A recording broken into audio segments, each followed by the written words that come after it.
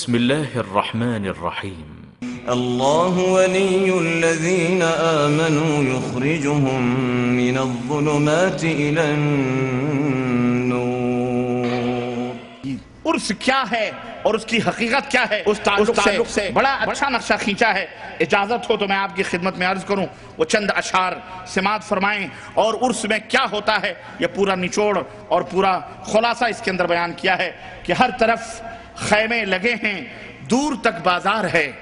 ہر طرف خیمے لگے ہیں، دور تک بازار ہے۔ ذرا عرس اور میلے میں شریک ہونے والوں ذرا اس منظر کشی کو اپنی نگاہوں میں رکھو۔ میں تو ڈوب کر کے نکلا ہوں وہاں سے، ہے نا، میں تو ڈوب کر کے اللہ نے مجھے کنارہ عطا فرمایا ہے۔ یہ اپنے مالک و مولا کا میں مشکور اور جو ہے اللہ رب العزت کا ممنون ہوں کہ جس سے مجھے یہ ہدایت کا ساحل نصیب فرمایا، ورنہ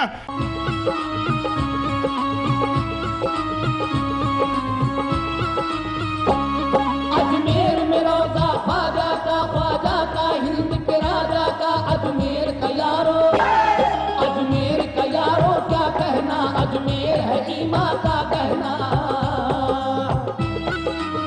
کہ جس سے مجھے یہ ہدایت کا ساحل نصیب فرمایا، ورنہ نہ جانے کتنے ڈبکیاں کھا چکا ہوں میں وہاں بھی۔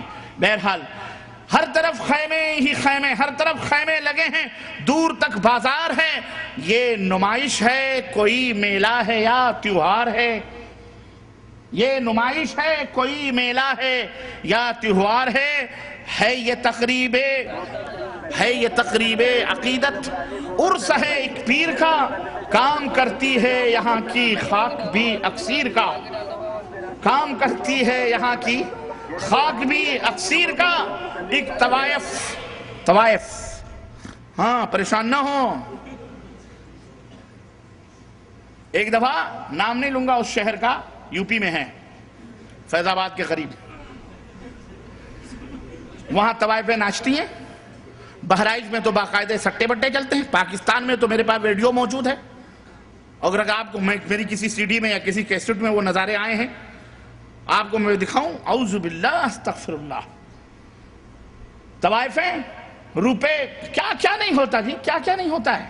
اب میرے منہ سے مت اگلواؤ، مجھے شرم آئے گی اگر میں بیان کروں۔ کیا کیا بدکاریاں، زناکاریاں نہیں ہوتی، اور آنکھوں نے دیکھا ہے، کانوں نے سنا ہے۔ ہاں بچے نہیں ہوتے تو وہاں بچے مانگتے ہیں، اعوذ باللہ، میں نہیں چھیڑنا چاہتا، اتنا ہی کافی ہے۔ ایک طوائف گا رہی ہے سامنے درگاہ کے، ایک طوائف گا رہی ہے سامنے درگاہ کے، کیا مزے ہیں حضرت قبلہ سہاگن شاہ کے۔ ایک طوائف گا رہی ہے سامنے درگاہ کے، کیا مزے ہیں حضرت قبلہ سہاگن شاہ کے، عورتوں کی بھیڑ میں نظارہ ٹھوکر کھائے ہے، عورتوں کی بھیڑ میں نظارہ ٹھوکر کھائے ہے۔ اس ہجوم رنگ و بو میں کب خدا یاد آئے ہے، اس ہجوم رنگ و بو میں کب خدا یاد آئے ہے۔ مقبروں کی جالیوں پر عرضیاں لٹکی ہوئی، مقبروں کی جالیوں پر عرضیاں ہوتی کہ نہیں ہوتی؟ مقبرے تو مقبرے، وہ قرب و جوار کے پیڑ بھی بد شکل ہو جاتے ہیں، پیڑوں پر، درختوں پر، پتیوں پر، جہاں چاہتے عورتیں چوٹیاں کھول کھول کے باندھ رہی ہیں، ربنیں باندھ رہی ہیں، چوڑیاں لٹکا رہی ہیں، سب ہو رہا ہے۔ مقبروں کی جالیوں پر عرضیاں لٹکی ہوئی، یہ وہ منزل ہے جہاں ہے نیکیاں بھٹکی ہوئی۔ عرضیاں، مقبروں کی جالیوں پر عرضیاں ان کو سب سے بڑی پریشانی یہ تھی کہ آپ عرس کا نقشہ کھینچو گے کیسے؟ ارے ہم نے کہا ہمیں کھینچنے کے، نانی کے آگے ننیحال کا تذکرہ، ابھی ہم سے پوچھو نانی کا تذکرہ کیسے ہوتا ہے، ننیحال میں ہم رہنے والے، ہمیں آپ سکھائیں گے، آپ تو کہیں دیکھے ہوں گے، یہاں تو کر کے نکلے ہیں ہم وہاں سے۔ بھائی مقبروں کی جالیوں پر عرضیاں لٹکی ہوئی، یہ وہ منزل ہے جہاں ہے نیکیاں بھٹکی ہوئی۔ ان میں لکھا ہے، کیا لکھا ہے؟ ان میں لکھا ہے ہماری جھولیاں بھر دیجئے۔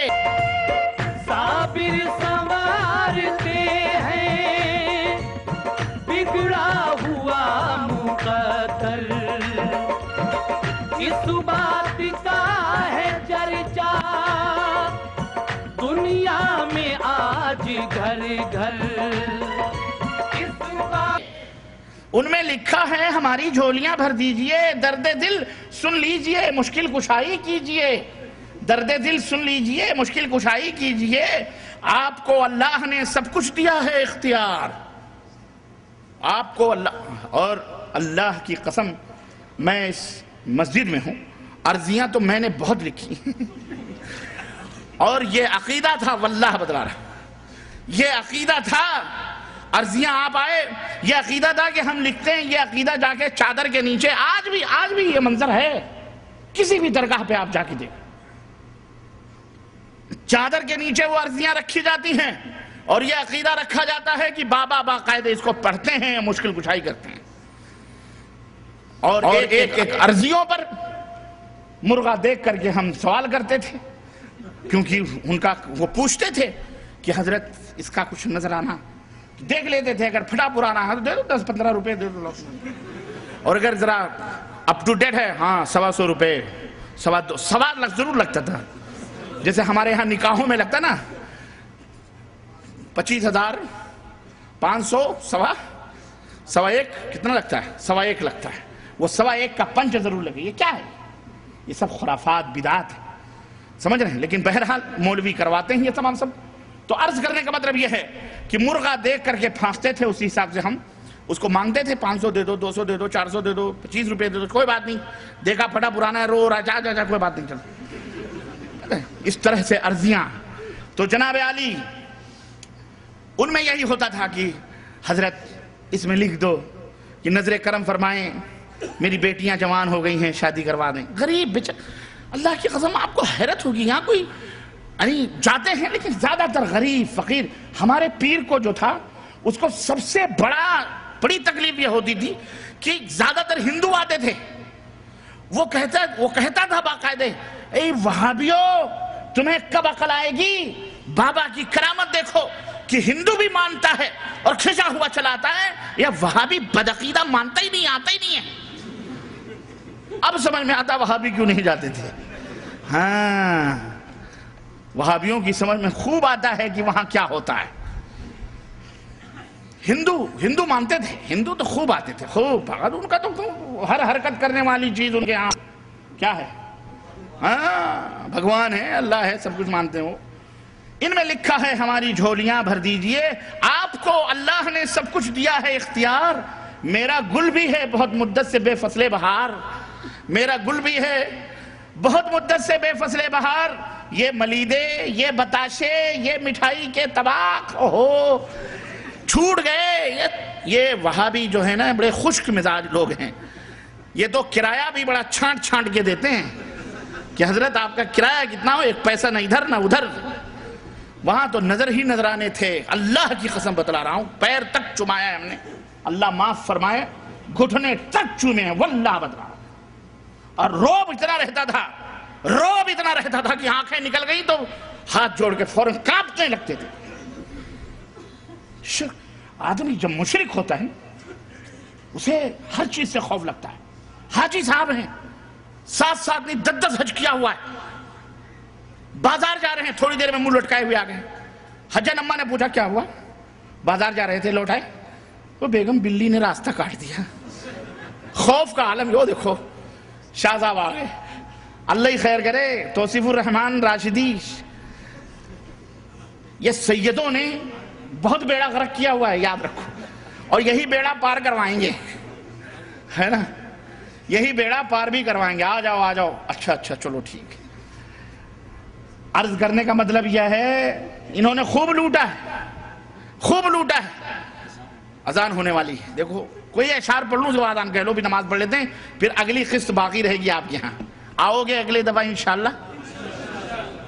2 قسطیں ہماری رہ جا رہی ہیں، ایک قسط باقی ہے ادھر شہر میں عزیزیہ میں، اس کا موضوع ہے بنت حوا کی پکار، فرسٹ پارٹ ہو گئی ہے، سیکنڈ پارٹ باقی ہے، اور یہ ہے عرس کیا ہے، اور اس موضوع پر میری کتاب بھی آئے گی انشاءاللہ اس تقریر کے بعد، میں ترتیب دوں گا اور آپ کو انشاءاللہ تعالی پہنچے گی آپ تک۔ خریدو گے کہ نہیں خریدو گے؟ چلو اللہ کسی اہل خیر کو دے تو فری میں بھی بڑھ سکتی ہے کہ نہیں، لیکن انشاءاللہ میں اس کے اوپر قلم اٹھاؤں کیوں، ضروری ہے، ذرا لکھوں گا میں۔